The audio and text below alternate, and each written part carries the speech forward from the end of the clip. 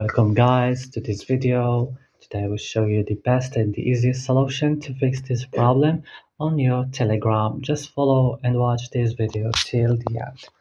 Directly open the settings of your phone, click on apps option and search for Telegram. Click on Telegram like this.